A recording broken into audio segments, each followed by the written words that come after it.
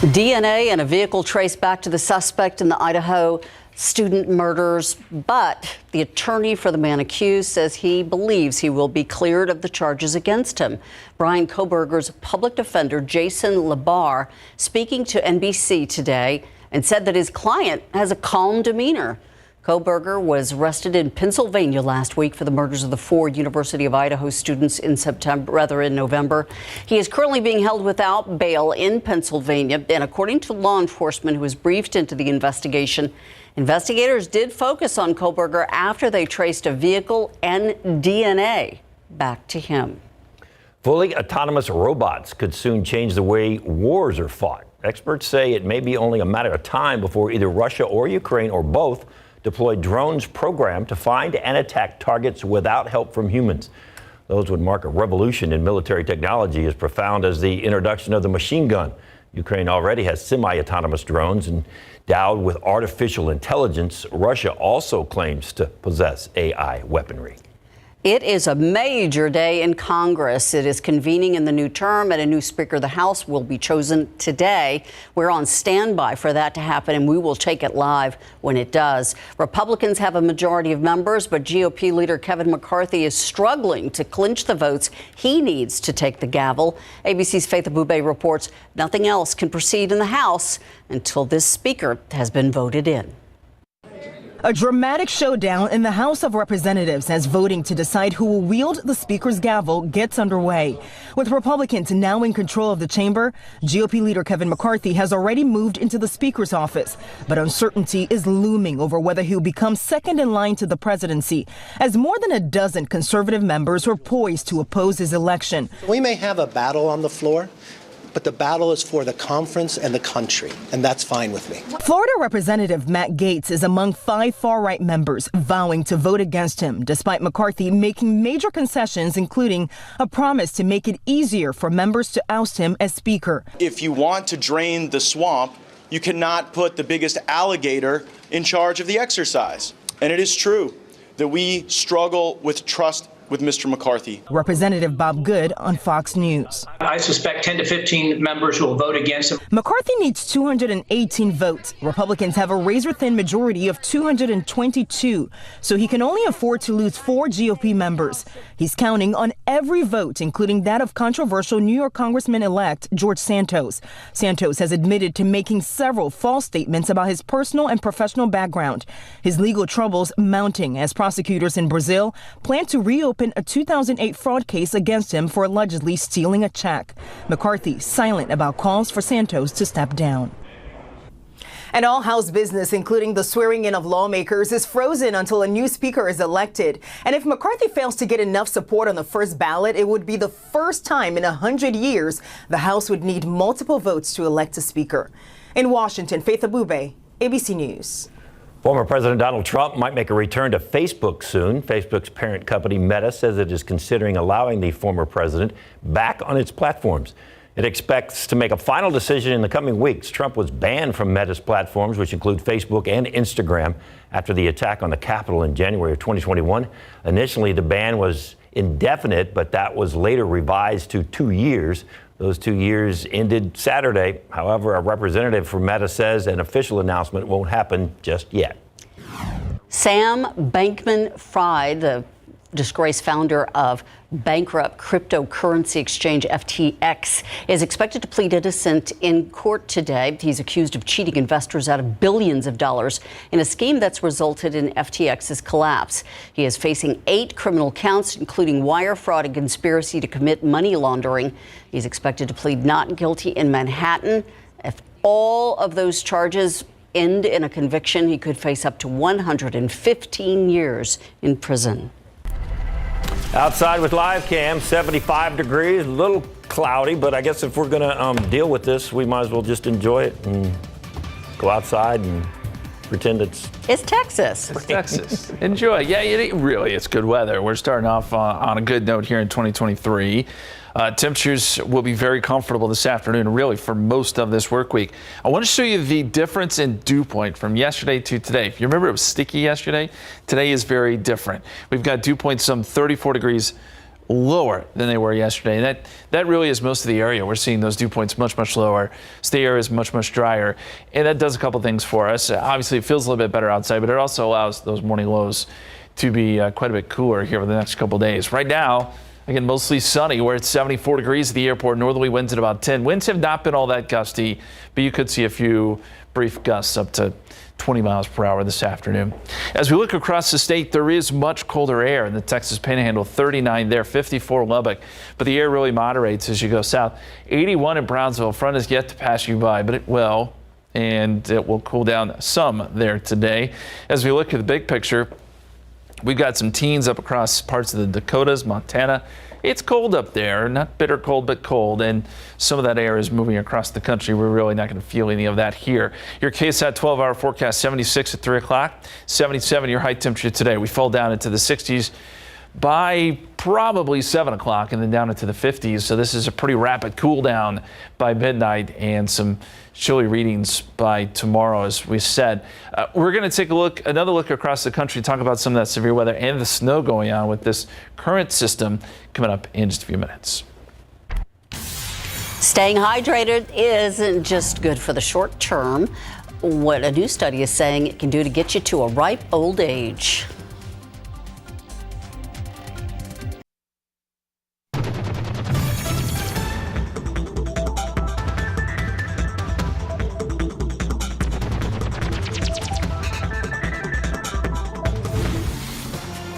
This week, the Food and Drug Administration is expected to announce whether it will give accelerated approval to an experimental new treatment. The drug is one of the first experimental dementia drugs that appears to slow the progression of cognitive decline. Accelerated approval allows for earlier approval of drugs that treat serious conditions and fill an unmet medical need. Phase 3 trials indicate the drug has shown potential as an Alzheimer's treatment, but there are also safety concerns. It has been associated with certain serious adverse events, including brain swelling and bleeding. The FDA's final decision is expected by January 6th. Proper hydration known to help day-to-day functions, but a new study suggests it can also slow down aging and lower your risk of chronic diseases. The National Institutes of Health looking at data from 11,000 people over 30 years. And according to the study, those who drank less fluids had a 10 to 15% higher chance of being biologically older than their chronicle age as compared to those on the lower end of the spectrum. They also had a 64% higher risk of developing chronic diseases such as heart failure, stroke, diabetes, and dementia. The study found decreased hydration raised the risk of early death and faster aging. Speaking of hydration, exercising more, eating healthier, losing weight, all common New Year's resolutions. But many tend to ditch their goals just weeks into a new year. CNN's Mandy Gaither has ways your pet can actually help you keep those healthy resolutions. It's 2023 and you've vowed to be healthier. Now what? Your pets can really help you do that. I mean, pets, it's been shown that they bring a greater sense of health and well-being to you. Holly Sizemore with Best Friends Animal Society says pets can help you keep those healthy resolutions. If you want to eat healthier, check with your veterinarian on which foods you can share with your cat or dog. And carrots and apples are a great one. Maybe a tiny piece of cheese that may not be as healthy, but probably pretty appreciated by the dog. If moving more in 2023 is your goal, dogs and even some cats can be great companions on a walk and can even hold you accountable. And once they get used to a walk, they'll hold you to it. Like if you walk at the same time every day, they'll usually start to cue you a few minutes before and say, I'm ready for my walk. If you'd like to be more social in the new year, being out and about with a pet is a great way to meet others. I think I met about half of my neighbors while I was walking my dog. And it was so terrific because I think I made friends that I probably wouldn't have otherwise because it's such a great icebreaker. Pets can also help lower stress in your life. The joy and unconditional love they bring is de-stressing in and of itself. But if you want to go even a little bit further, you can do things like meditation with your pet or maybe even yoga. For Health Minute, I'm Mandy Gaither. Yoga. You could do that, and you could do that outside, and it would be warm yoga. It's true. It's like isn't there some sort of yoga where you sweat, right? I think there's even goat yoga. Yeah, well, there's every kind of yoga. But yes, today is one of those days where it's going to be warm outside. 74 so far. We're going to be up in the upper 70s today, which is above average. The average high, 63. This whole first week of 2023 is going to be above average. The record is 86, set back in 1971. The record low is 16, set back in 1911. No big cold snaps in the forecast, but there is some cold air and snow in places across the country. We're going to show that to you coming up.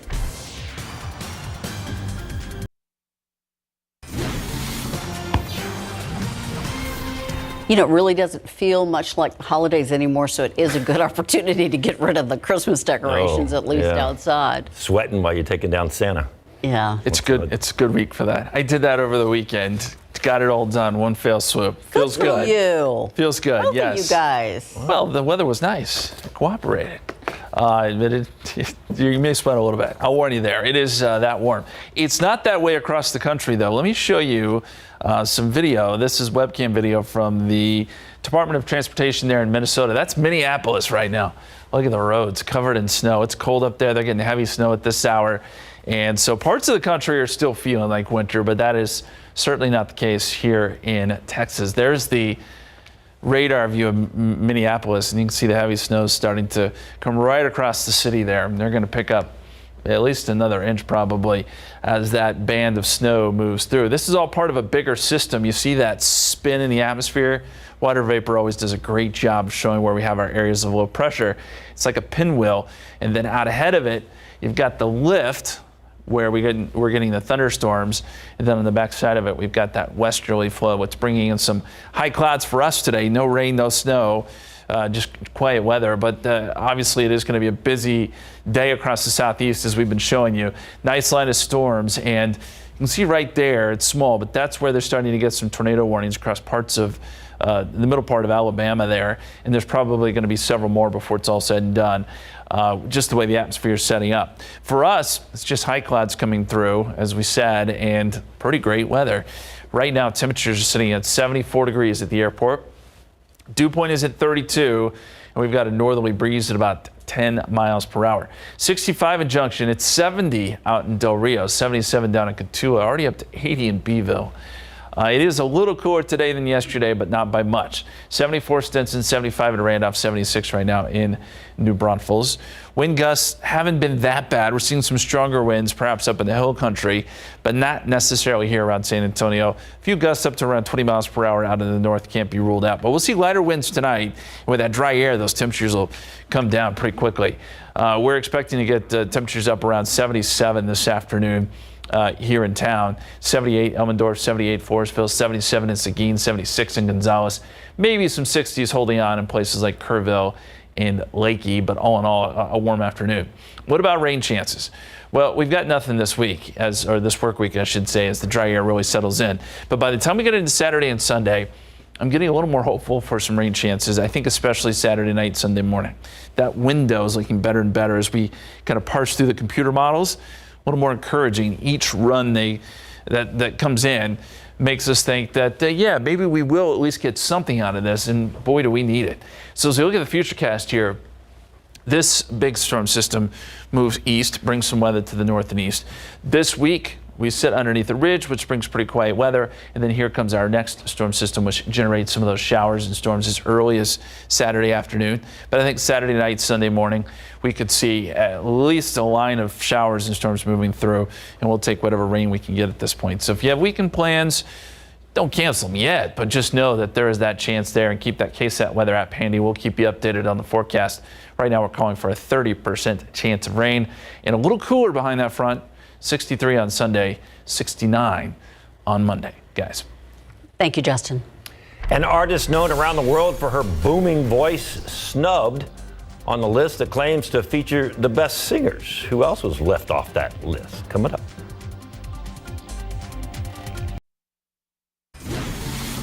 Actor Jeremy Renner still in critical condition after getting hurt while using a snowplow in Nevada yesterday or Sunday. Renner's publicist said that in a statement he remains in intensive care following surgery yesterday. He has blunt force trauma to his chest and orthopedic injuries. Authorities in Reno and the actor's representative have not said how Sunday's accident occurred or provided the extent of Renner's injuries.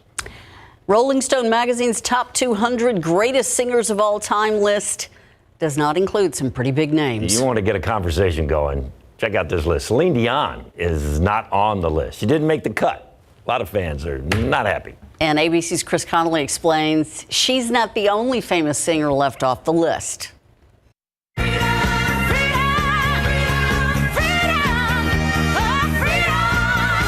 Aretha Franklin, she's number 1.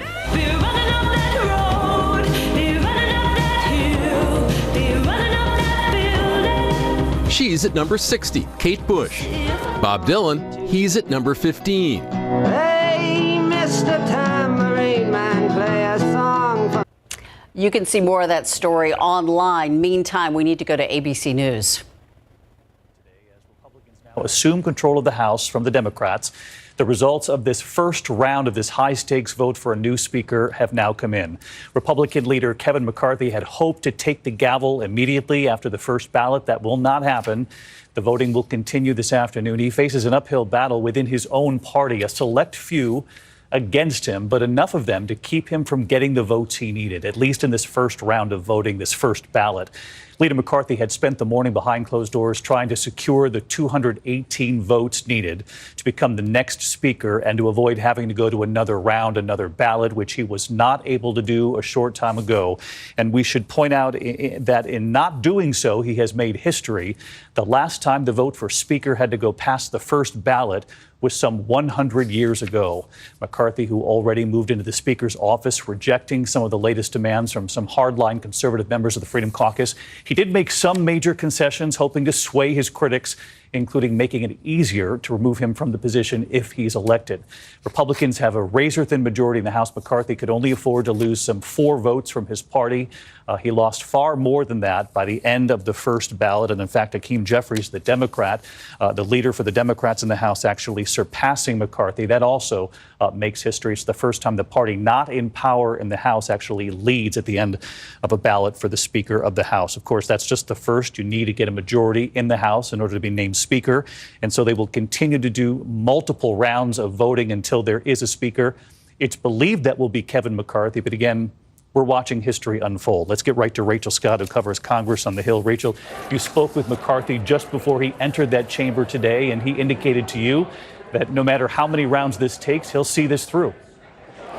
David, Republican leader Kevin McCarthy is defiant. I caught up with him just moments before he walked onto the House floor, and he told me that he was willing to battle this out for as long as it takes. He met privately behind closed doors with Republican members of Congress earlier today, and he gave a very impassioned, fiery speech telling them that he is not going anywhere. But that appears to have done more harm than good, because conservatives leaving saying that they were sweared at instead of being sworn in today on this very first day of the new Congress. We were expecting at least 5 Republicans to not support McCarthy. That number has grown to 19. And of course, this essentially paralyzes the House. They cannot move forward until they have a speaker.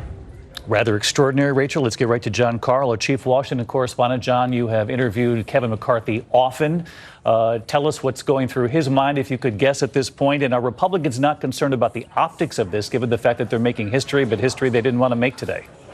I mean, the optics for Republicans is terrible. They've taken control. They've won control of the House by a narrow majority. The first act of this Republican House. More votes went to the liberal Democrat candidate for Speaker than went for Kevin McCarthy. Think about that, David. Hakeem Jeffries got more votes than Kevin McCarthy for Speaker in this round. This is something Kevin McCarthy has fought for. He was just steps away from being Speaker years ago and lost out, had to give way to Paul Ryan. Now it's happening again. John Carl, Rachel Scott will continue to monitor us on the Hill. As soon as we do have a new Speaker of the House, we'll come back on the air. For many of you, the tribute to Barbara Walters on The View continues in a moment. This has been a special report from ABC.